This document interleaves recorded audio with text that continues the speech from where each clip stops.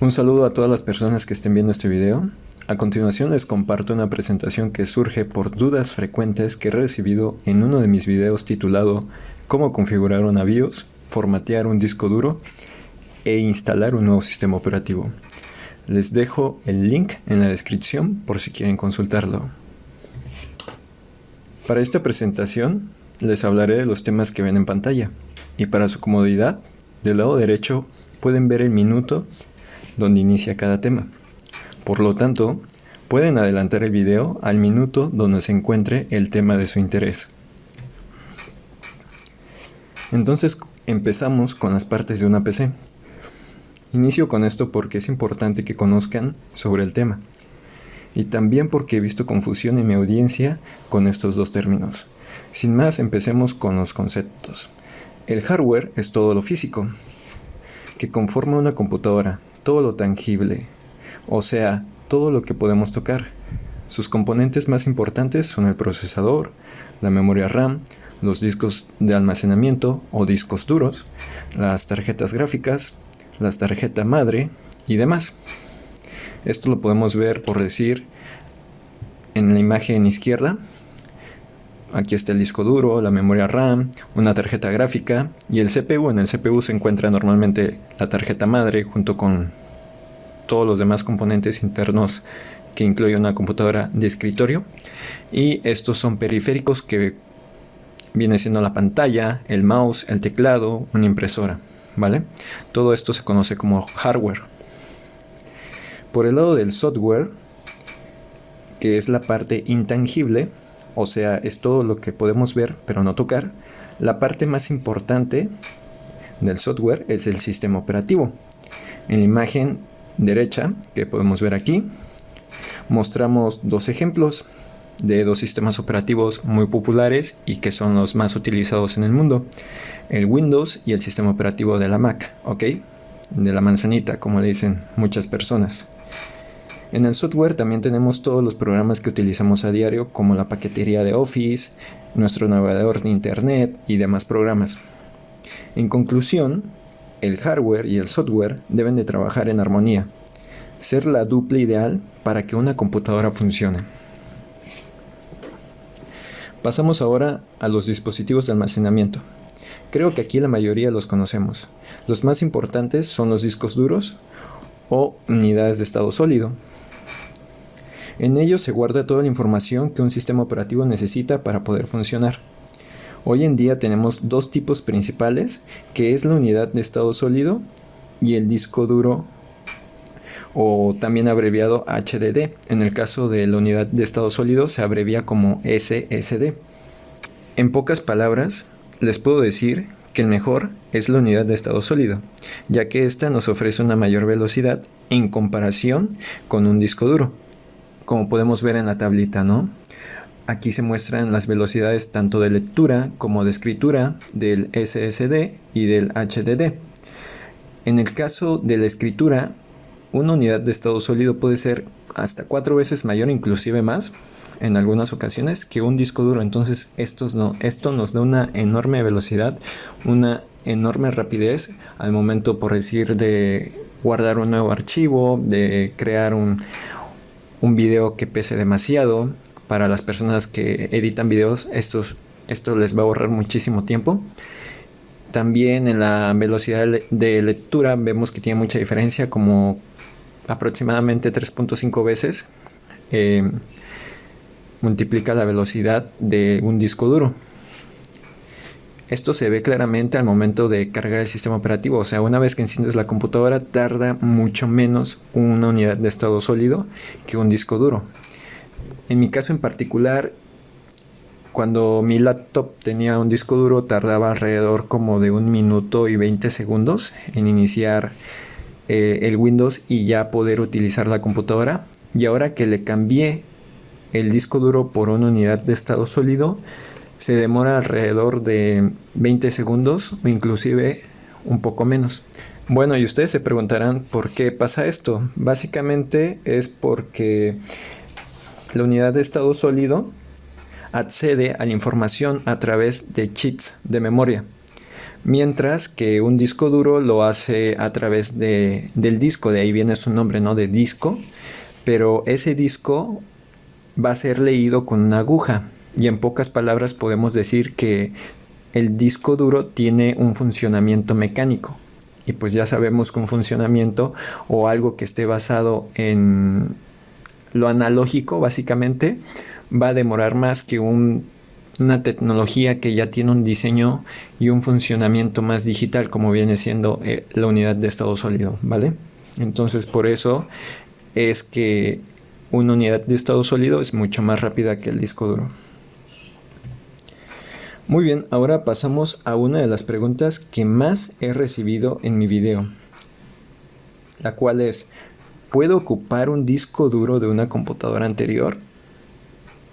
La respuesta a esta pregunta es sí, pero primero necesitas conocer qué tipo de disco duro tienes y qué tipo de conexión utiliza. Aquí podemos ver algunos tipos de conexiones como son SATA, eSATA, ID, PATA y más recientemente el M.2.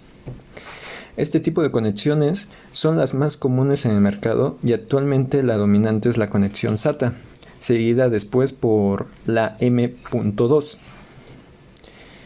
ya que estas dos ofrecen una mayor velocidad de transferencia de datos, pero tienen una desventaja que en el caso de, sobre todo de la M.2, es mucho más cara. Muy bien, entonces hay que observar también el tipo de conexiones. Observen muy bien en esta imagen que se presentan dos tipos de conexiones, que es la eSATA y la SATA. De antemano les digo que la más utilizada y la que tiene la mayoría de las computadoras, incluido portátiles, es la SATA. Chequen que tiene como una especie de L en los pines, donde va, pues ahora sí, conectado el cable con los discos duros y también con la placa madre de la computadora. Chequen muy bien, en este caso este es el conector hembra y el conector macho. Y bueno, aquí abajo también podemos ver un ejemplo de un dispositivo de almacenamiento M.2. Como podemos ver, es muy parecido a una memoria RAM físicamente. Inclusive en tamaño se puede parecer a las memorias RAM que tienen las computadoras portátiles. Es importante destacar que esto se da en computadoras, o más bien placas madre, más recientes. Dichas placas madre tienen puertos exclusivos, como podemos ver aquí, es este, donde vas a insertar ese tipo de unidad de almacenamiento. La más veloz hasta el momento son las Samsung, ¿ok? Entonces si quieres una mayor velocidad, vete por una memoria que sea de la marca Samsung. Hoy en día son las más rápidas, ¿ok? Puede que en un futuro salga una marca o que otra marca ya existente le gana a Samsung en cuanto a velocidad, pero también puede que en precio. Entonces ahí tienes que ver o tienes que considerar qué prefieres, si ahorrar un poco de dinero o tener lo mejor de lo mejor. Siempre tienes que sacrificar una de las dos, no se puede tener las dos cosas. Bueno, aquí les pongo un ejemplo de cómo es la conexión ID. Como pueden ver, tiene una especie de banda y la conexión es muy ancha. Esta conexión está en las computadoras muy antiguas.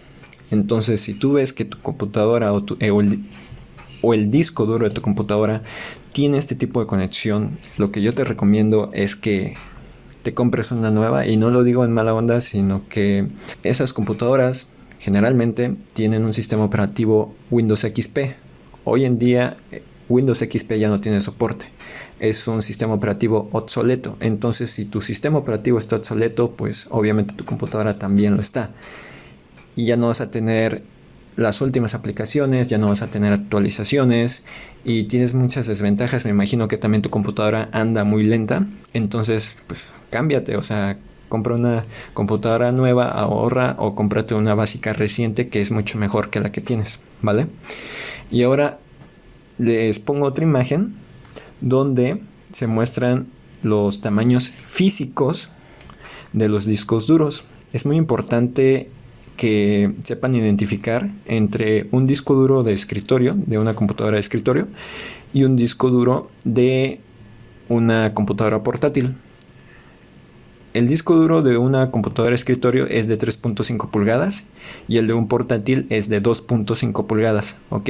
Esto para que lo tomen en cuenta al momento de comprar. No vayan a comprar un disco duro de escritorio de 3.5 pulgadas y se lo quieran poner a su portátil, ¿no? En primer lugar no va a caber y en segundo lugar pues van a desperdiciar su dinero porque lo van a tener ahí guardado y eso no es lo que queremos. Lo que queremos es utilizar el almacenamiento que compramos, ¿vale? Bueno, esta pregunta se me hizo muy interesante y me la realizaron en varias ocasiones. ¿Qué pasa si mi disco duro se daña o si quiero aumentar su capacidad? Esto va relacionado un poco con el tema anterior. Bueno, yo les traigo 3 opciones. La primera la deben emplear en caso de que su disco duro esté dañado o cuando quieran aumentar el almacenamiento de su computadora. Esto también se puede aplicar con la segunda opción, que es reutilizar un disco de una computadora anterior. Recordando siempre que tienen que verificar primeramente que el disco sea compatible con su computadora. ¿Cómo? Pues aplicando los pasos y los consejos que les di en la diapositiva anterior, ¿vale? Otra opción es crear un disco duro o unidad de estado sólido portátil y el cómo hacerlo se los voy a explicar a continuación. Yo creo que esto les va a interesar a muchos. Primero que nada, esto es una opción que yo recomiendo para computadoras portátiles, ¿ok? Ya que desde mi punto de vista, hacer esto en una computadora de escritorio es un poco absurdo, porque en ellas es más fácil agregar discos en comparación con un portátil. Además de que sale más económico comprar solamente el disco que aplicar el procedimiento que a continuación les describo. Primero debemos de tener obviamente el disco duro o la unidad de estado sólido. Como pueden ver aquí en la imagen de la derecha, es un disco duro que me quedó al momento de reemplazar, ahora sí, el mismo disco duro por una unidad de estado sólido. Esto lo hice con una computadora portátil que tengo. Entonces tenía el disco duro ahí guardado, ya no lo utilizaba y dije, ¿por qué mejor busco una manera de poder sacarle provecho? Entonces me puse a investigar y encontré que le puedo adaptar un case. Este case lo pueden comprar en línea o también en alguna tienda de computación de su localidad. No suelen estar muy caras. Y esta creo que me salió como en 350 a 400 pesos mexicanos. En realidad no es muy cara, es accesible. Y bueno, estas carcasas o case, como se le conoce también, pues físicamente se ven así. Se puede decir que la tapa acá tiene un LED indicador cuando lo conectas a la computadora que está en correcto funcionamiento. También traen un cable. Esto es importante porque yo les recomiendo que el cable sea con tecnología USB, por lo menos 3.0. También está el USB 3.1 que es más veloz y también mucho mejor, obviamente, ¿no? No les recomiendo que compren un case que traiga un cable 2.0. Es muy lento y se van a tardar muchísimo al momento de transferir sus archivos. Entonces, ojo con eso para que en el momento que ustedes compren un case sea de buena velocidad y se den cuenta de la tecnología del cable, ¿vale? Entonces, una vez que ya tenemos el case, lo único que tenemos que hacer es destaparlo, desmontar el case, quitarle la tapa y montarle el disco duro o la unidad de estado sólido que nosotros tengamos. Aquí, como podemos ver, aquí ya está montado. Se aseguran que quede bien conectado todo y que quede perfectamente acomodado, que no sobresalga el disco duro. Y una vez que ya se aseguren de que todo está bien, pues ya le ponen la tapa y se va a ver así, ¿no? Un ejemplo. ¿Qué es lo que sigue ahora? Configurar el nuevo dispositivo de almacenamiento portátil. ¿Cómo se hace esto? Muy fácil. Una vez que ya esté todo listo, le conectan el cable al case y el otro extremo, el USB, va a la computadora o a la laptop. Y ya, o sea, una vez que Windows se los detecte, lo van a poder configurar de igual manera como lo hacen con una USB, así de simple. Ok, ahora daré respuesta a una pregunta que se me hace muy preocupante, ya que varias personas confunden las particiones de un disco duro con un disco duro. Lo sé, suena ridículo, pero así son las cosas. En serio. Primero hay que aclarar que las particiones se hacen mediante software y que un disco duro, como ya lo vimos anteriormente, es hardware. Pero bueno, entonces, ¿qué es una partición? Como su nombre lo indica, vas a partir tu disco duro en varios volúmenes. Algo así como cuando partes un pastel en varias rebanadas. Tienes inicialmente un pastel y cuando lo vas partiendo pues tienes diferentes rebanadas, diferentes volúmenes, y esos volúmenes o rebanadas los repartes con más personas. Entonces la idea base es esa: vas a dividir o repartir tu disco duro en diferentes volúmenes, que cada volumen va a tener la capacidad que tú deseas y que también te permita tu disco duro, porque si tu disco duro tiene 500 gigabytes, el total de las particiones no puede ser arriba de 500 gigabytes. Como máximo, la suma de todos deben de dar 500, ¿vale? Esto te va a permitir tener más organizado tu disco duro. Y ahora pasamos a la siguiente pregunta: ¿cómo se crean? Se crean mediante el administrador de discos o directamente desde la instalación del Windows. Esto último lo explico en uno de mis videos. Si lo quieren ver, les dejo el link en la descripción. Pero bueno, para crear una partición con el administrador de discos, primero tenemos que irnos a inicio. Después vamos a escribir o vamos a buscar administrador de discos y nos va a aparecer esta opción que dice crear y formatear particiones del disco duro.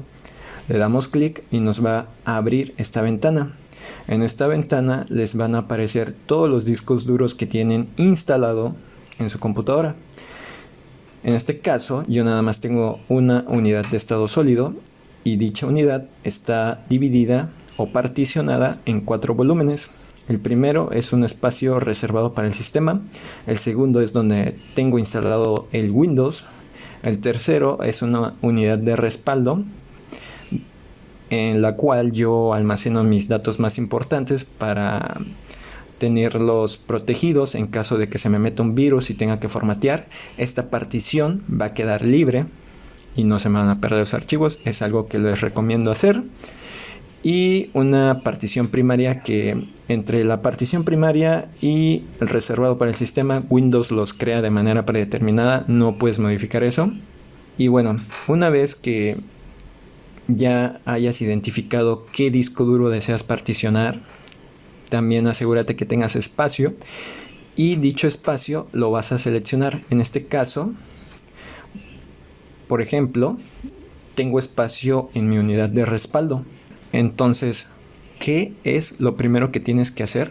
Es seleccionar una partición donde te sobre espacio y lo que vas a hacer es darle en reducir volumen. ¿Cómo? Le das clic derecho y reducir volumen. Después te va a abrir una ventanita donde te va a decir qué tanto deseas reducir ese volumen. Te va a aparecer la reducción en megabytes. Entonces haces una conversión de cuántos gigas quieres que sea tu partición y esos gigas cuántos son en megabytes, ¿no? Una simple conversión. Si no sabes cómo hacerlo, puedes poner en Google y Google te hace la conversión por ti, ¿no? Bueno, una vez que ya hayas reducido ese volumen, se te va a crear, se puede decir, un volumen vacío, el cual va a estar representado como otra partición. Entonces vas a seleccionar esa partición, le vas a dar clic derecho y le vas a dar en nuevo volumen simple. Una vez que le des en nuevo volumen simple, se te va a abrir otra ventanita donde te va a pedir que le pongas nombre al volumen, que elijas la capacidad del volumen, que le asignes una letra, y una vez que hayas configurado todo eso, le das en crear. Windows va a empezar a crear la partición, se va a demorar un poco y una vez que ya esté hecha, te va a abrir la partición como cuando conectas una USB, igualito. Y cuando haga eso, ya está. Ya vas a tener tu partición. Muy bien, ahora pasamos a cómo formatear un disco duro. Para esto hay dos opciones. La primera es desde la BIOS y la segunda es desde el Windows con ayuda del administrador de discos que ya vimos anteriormente. Entonces vamos con la primera. ¿Cómo se hace con la primera? Cuando estés instalando tu Windows, hay una ventana que se te abre al momento que Windows te pregunta ¿dónde quieres instalar tu Windows? Y pues aquí tengo un ejemplo de una computadora en la cual yo le estaba instalando Windows. Aparecen todas sus particiones. Aquí es muy importante que si tienes más de un disco duro físico, porque aquí es donde entra la confusión de muchos de mis usuarios, de mis suscriptores, de que confunden las particiones con los discos duros. Son cosas totalmente diferentes. Ya les dije, las particiones son software y los discos duros son hardware, o sea, los puedes tocar, las particiones no las puedes tocar. Entonces, si tienes más de 2 discos duros, tienes que identificar cuál es el disco duro que quieres formatear. ¿Cómo lo vas a hacer? Pues en el espacio. O sea, si tu disco duro que quieres formatear es de 1 tera, pues vas a buscar el disco duro que tenga 1 tera de almacenamiento. Entonces, una vez que ya lo hayas identificado, lo vas a seleccionar y le vas a dar, aquí está la opción de formatear. Lo seleccionas, le das formatear, sigues los pasos y listo. Si tu disco duro que deseas formatear tiene varias particiones, ¿qué es lo que tienes que hacer? Primero tienes que eliminar todas las particiones. ¿Cómo? Vas a ir seleccionando una por una y le vas a dar en eliminar, eliminar, eliminar hasta que te quede una sola. Ya que te quede una sola partición, ahora sí la vas a dar en formatear y listo, va a quedar tu disco duro formateado, así de simple. Esto lo explico en uno de mis videos, les dejo también el link en la descripción por si quieren checarlo más a detalle y si tienen dudas, ¿no? Vale, ahora desde el administrador de discos, ¿cómo se hace? Pues simple, se siguen los mismos pasos que en la diapositiva anterior en los temas que vimos. Pero en el paso donde reducías volumen, ahora va a ser formatear. O sea, vas a elegir la partición o el disco duro de tu interés, el cual deseas formatear. Y bueno, ahora vamos a ver cómo se hace con ayuda del administrador de discos. Esto es muy similar a lo que vimos en la diapositiva anterior. Inicias el administrador de discos te va a mostrar todos los discos duros que tienes instalado en tu computadora. Entonces identificas el que quieres formatear y si tiene varias particiones, pues eliminas todas esas particiones. Aquí te sale la opción de eliminar volumen, ¿vale? Entonces haces lo mismo con cada una de las particiones que tiene, de igual manera hasta que te quede una, como vimos aquí, o como expliqué más bien en este caso.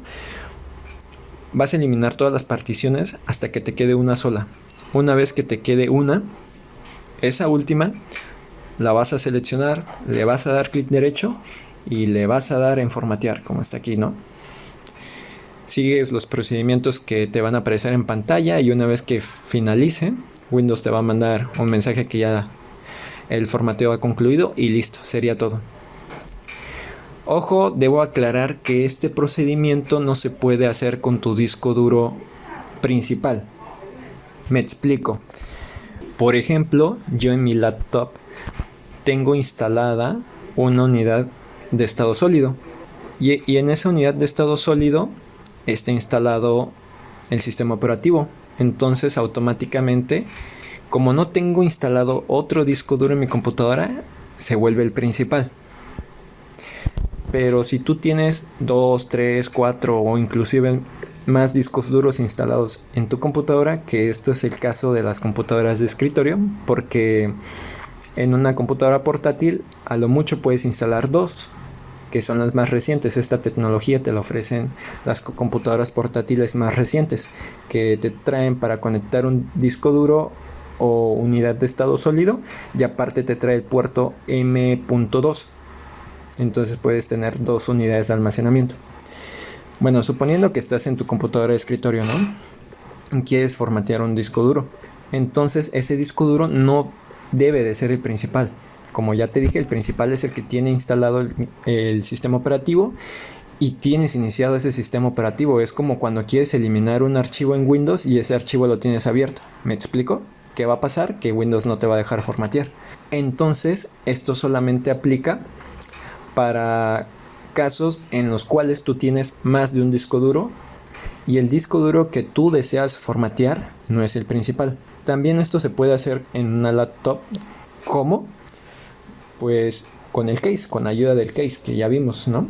Tú conectas el disco duro que deseas formatear con ayuda del case, lo conectas a tu laptop. Windows te lo va a detectar y una vez que te lo detecte te vas al administrador de disco, lo seleccionas y lo formateas. Así de simple, ¿vale? O si estás en tu computadora de escritorio, lo único que tienes que hacer es conectar el disco duro en otro puerto SATA, te lo va a detectar igualmente y una vez que te lo detecte sigues estos pasos que ya vimos, lo formateas y listo. Quería aclarar esto porque aquí es donde he visto mucha confusión. Pasamos ahora al tema del BIOS, el cual es un chip intermediario que permite la coordinación entre el hardware y el software. Este también se encarga de realizar un testeo que verifique que todo el hardware se encuentre en buen funcionamiento.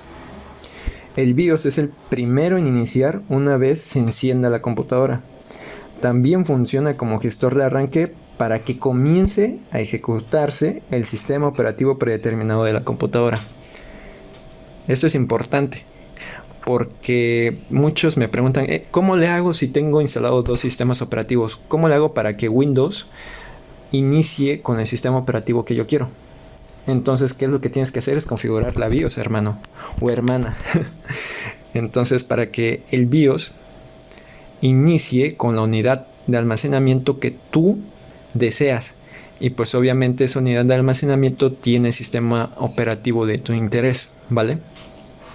Y bueno, ¿cómo se ve físicamente el BIOS? El BIOS físicamente se ve así. Esto es una representación, puede variar de modelo a modelo de placa madre, pero generalmente se ve así. Pero estoy casi seguro que todos lo han visto así. Esto es su parte intangible, ¿vale? Es como se muestra mediante software. En la mayoría me imagino que les aparece de este estilo, con este diseño, digamos. Y en los modelos de placa madre más recientes les ha de aparecer así. Muy bien, pues con eso que quedaría cubierto la parte de qué es el BIOS, para qué funciona básicamente.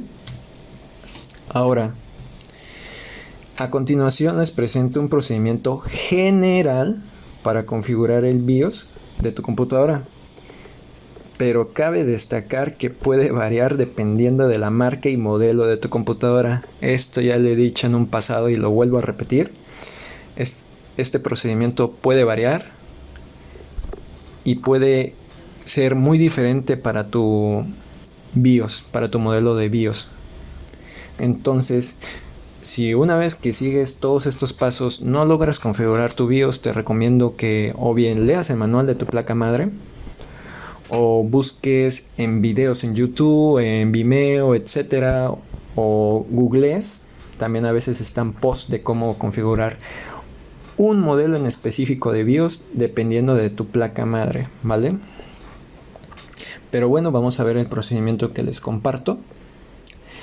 El primero es obviamente encender la computadora y presionar las teclas Escape, F1, F2, F8 o F10. Van a ir intentando con todas esas teclas hasta que les cargue la pantalla de inicio del BIOS. Acá tuve un error. Puse inicio inicial, nada más es pantalla de inicio y puede aparecer un menú. Después van a elegir en la configuración del BIOS. Después van a elegir entrar en la configuración del BIOS. Les va a aparecer una página de utilidad de la configuración del BIOS. Posteriormente van a utilizar las teclas de flecha, o sea, ya saben, arriba, abajo, izquierda, derecha, y con esas se van a mover hasta seleccionar la ficha boot. Aquí les van a aparecer los dispositivos del sistema con un cierto orden de prioridad. Es decir, el BIOS va a cargar el dispositivo, o sea, el BIOS va a arrancar con el dispositivo que tenga el orden de prioridad más alta. Y esto lo ves cuando ves una lista de componentes donde está, por decir, el disquete, está tu DVD, está tu disco duro y por ejemplo el disco duro aparece hasta arriba. Pues obviamente va a iniciar con el disco duro y si ese disco duro tiene un sistema operativo pues lo va a cargar, así de simple. Entonces para que el DVD, el USB, en el caso de que quieras instalar un sistema operativo, sea la prioridad de secuencia más alta de arranque, tienes que mover dicho dispositivo a la primera posición de la lista, ¿vale? Una vez que hagas esto, guardas las configuraciones y sales de la utilidad de configuración del BIOS. Como último paso, la computadora se va a reiniciar e iniciará su proceso de arranque, iniciando primero el dispositivo que le dio usted, compañero, la máxima prioridad, como les comentaba anteriormente, lo que permite instalar el software de su preferencia, normalmente Windows, ¿no? Otra pregunta que he recibido muy frecuentemente es sobre cómo configurar una USB o DVD como dispositivo de arranque. Esto también se le conoce como booteo y consiste básicamente en cargar el programa de instalación de un sistema operativo en una USB o DVD. Pero ¿cómo se hace? En realidad es muy simple, ya que Microsoft ha proporcionado una herramienta que lo hace todo automáticamente, desde la descarga hasta el booteo en el caso de una USB. Para el caso del DVD, primero tienen que descargar el archivo ISO con la misma herramienta que nos proporciona Microsoft. Aquí podemos ver que nos sale la opción de archivo ISO y nos pone una nota que dice: necesitarás grabar el archivo ISO en un DVD más tarde. Entonces lo que va a hacer la herramienta es descargar la imagen ISO o archivo ISO del Windows. Posteriormente te va a preguntar dónde lo quieres guardar, eliges una ubicación que conozcas muy bien en tu computadora, lo guardas y una vez que se haya descargado o guardado, vas a abrir un software que comúnmente se les llama quemadores. Lo abres, metes tu DVD en tu lectora, cargas el archivo ISO y le das grabar en el DVD. Así se bootea la unidad de DVD, ¿vale? Y bueno, para este procedimiento igual tengo un video en mi canal si lo quieren checar, donde explico más a detalle. Les dejo el link en la descripción del video. El video dura alrededor de 5 minutos, es muy breve. Como les digo, es muy simple, realmente. Y bueno, estimado público, eso ha sido todo. Espero que haya resuelto más dudas y que les haya podido proporcionar algo más de información, que estoy seguro les será muy útil. No olviden compartir el video, darle me gusta y suscribirse. Se despide de ustedes Xavi García. Hasta la próxima.